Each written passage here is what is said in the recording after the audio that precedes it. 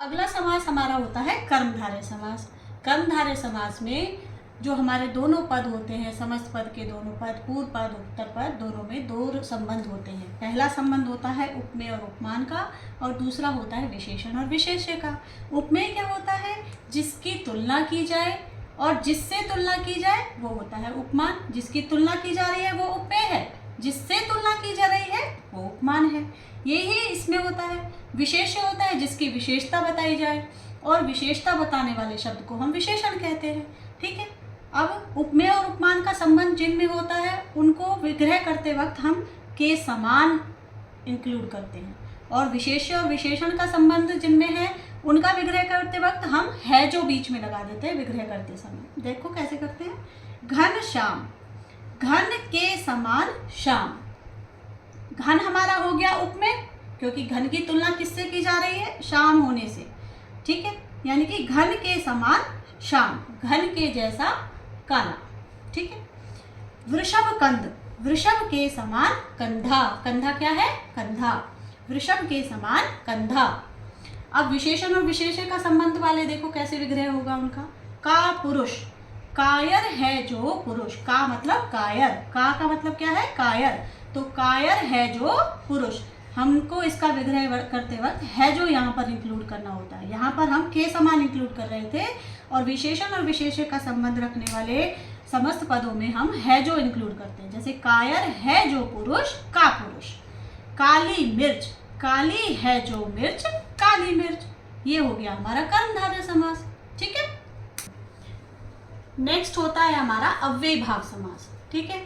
अव्ययी भाव समास में जो पूर्व पद है वो एक अव्यय प्रधान शब्द होता है। अव्यय प्रधान हमें पता है, अव्यय शब्द अविकारी शब्द जिनका काल, वचन, क्रिया इन सब का कोई चीज पर प्रभाव नहीं पड़ता, ऐसे शब्दों को अव्ययकारी शब्द या अव्यय शब्द कहते हैं। ठीक है। तो पहला पद, पूर्व पद अव्यय भाव समास का अव्यय प्रधान होता है, और जो उत्तर पद होता है वो या तो एक विशेषण शब्द होगा या एक संज्ञा शब्द होगा, और जो समस्त पद है वो खुद भी एक अव्यय शब्द होता है। ठीक। उदाहरण देखो, जैसे यथाशक्ति। यथाशक्ति का जो विग्रह होगा वो होगा शक्ति के अनुसार। अगर आपको समस्त पद में यथा दिख जाए तो पहले ही समझ जाना कि ये कौन सा समास है? हमारा अव्ययी भाव समास है। ये अव्ययी भाव समास की पहचान भी होती है। आजीवन, आजीवन शब्द में जो आ है ये हमारा एक अव्यय शब्द है। इसमें यथा शब्द था हमारा एक अव्यय शब्द, प्रथम पूर्व पद हो गया हमारा एक अव्यय शब्द। आजीवन, जीवन भर। बाकायदा, बाकायदा में बा हमारा अव्यय शब्द है। बाकायदा, कायदे के अनुसार। ठीक है। रातों रात, रातों रात का जो विग्रह होता है, बच्चे गलती कर देंगे इसको, रात के अनुसार रात नहीं होगा, इसका विग्रह क्या होगा? रातों रात, रात ही रात में हमारे पड़ोसी रातों रात घर खाली कर गए। तो यहाँ पर जो रातों रात है वो अव्ययी भाव समास का उदाहरण है। ठीक है। प्रत्यक्ष, प्रत्यक्ष का भी जो उदाहरण है वो अव्ययी भाव समास का है। क्यों? क्योंकि इसका जो विग्रह है वो होगा आंखों के सामने। तो अव्ययी भाव समास पहचानना बहुत मुश्किल नहीं है, बहुत आसान है। या तो यथा दिख जाए, या आ दिख जाए, या बा दिख जाए, या कोई भी अविकारी शब्द अगर हमारे शब्द में समस्त पद में है तो समझ जाओ अपना अव्ययी भाव समास है। ठीक है। अब हमारा जो लास्ट समास बचा है वो है बहुव्रीहि समास। बहुव्रीहि समास में ना तो पूर्व पद प्रधान होता है और ना ही उत्तर पद प्रधान होता है, बल्कि जो समस्त पद है वो किसी अन्य का ही पर्याय होता है। मतलब जो पूर्व पद और उत्तर पद हैं वो मिलकर किसी अन्य की ही ओर इशारा कर रहे होते हैं, तो वो हमारा हो जाता है बहुव्रीहि समास। ठीक है। जैसे हम इसको जैसे समझते हैं, अंशु माली। अब अंशु माली मिलकर अपने इन दोनों से कुछ नहीं अर्थ निकल रहा है इसका, इसका अर्थ कोई तीसरा ही शब्द होगा। जैसे देखो, अंशु है माला जिसकी, अंशु है माला जिसकी। अंशु किसको बोलते हैं? किरणों को।